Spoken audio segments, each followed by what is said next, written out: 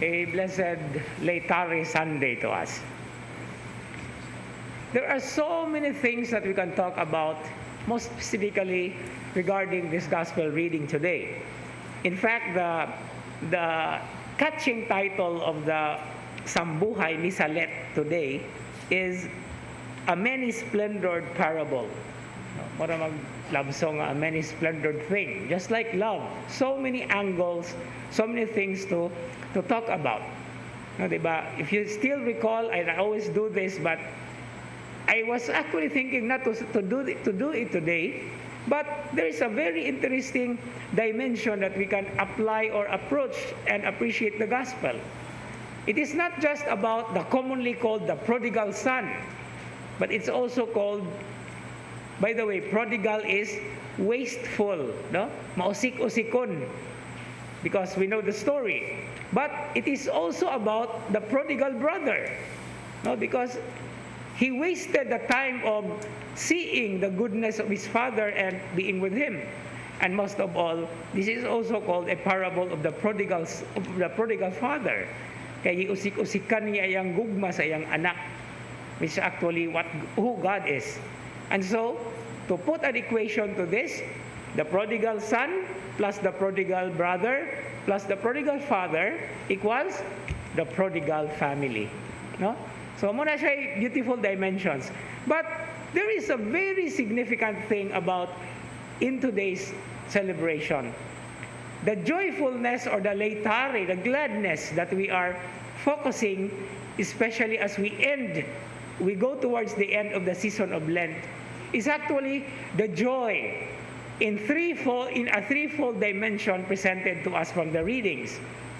First, from the first reading, this is the time when the people, after 40 years of wandering in the wilderness, eating manna and quail, they were able now to enter the promised land. And in this particular place, the landmark, they were already eating for the first time the products, the produce of the land, no? And it's a very beautiful and significant. So it's a rejoicing, no?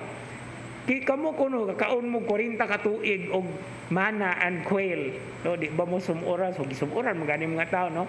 But when they were able to taste the products, the produce of the land that is given to them, no, there is always great joy to that, no? And then the second note of joy is found in the second reading today.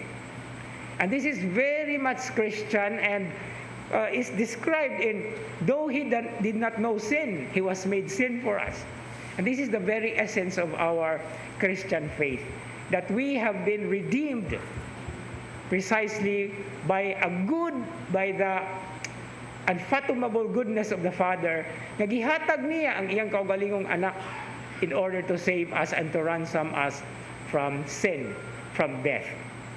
And the third and a final note of joy is actually what this prodigal father had shown in today's parable.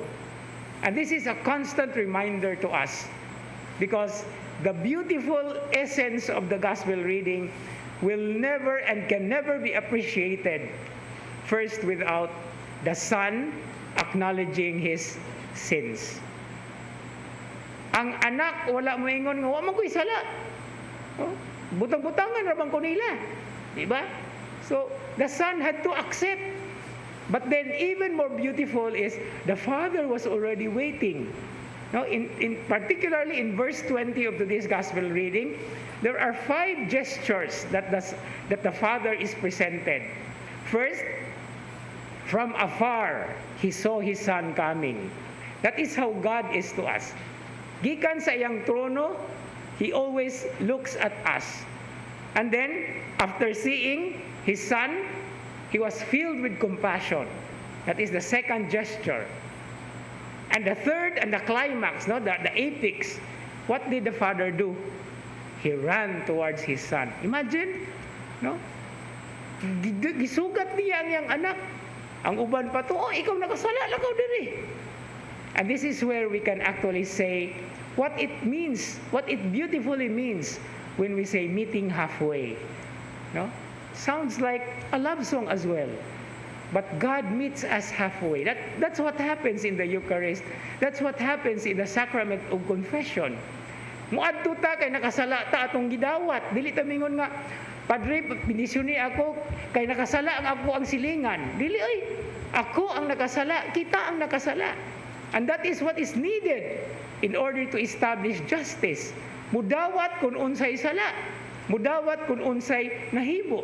Dili bulak-bulakan, no? Dili padaghanon ang istorya nga mawala na ang tinuod. No? I may be saying something that you may be able to detect, but that is the truth. Ang atong punto dinhi sa kalibutan, ang atong punto dinhi sa atong kinabuhi, duha ra gyud atong pilian, maayo ug dautan. But then there are so many things that sugar coats. No? That's why masubraan gani tag sugar. Oh, sama diabetes. Ang ato ang ipon daghang mga kabitis. No? But then when we accept the truth, and God knows whatever we have done, He runs to us. And then after running, He embraced and kissed the Son. This is a very beautiful reminder for all of us. And this is cause for rejoicing, because God is actually the first one to make the move. But only if we also make our move, that this beautiful image of meeting halfway comes around. And I would always use the painting, the great painting of Michelangelo in the Sistine Chapel at the Vatican. No? I don't know, wala man taana, but nindot kayo ng creation. No, there is a finger of God and a finger of man meeting halfway. And that is the essence of today's celebration. Cause for joy, cause for rejoicing, and thanksgiving.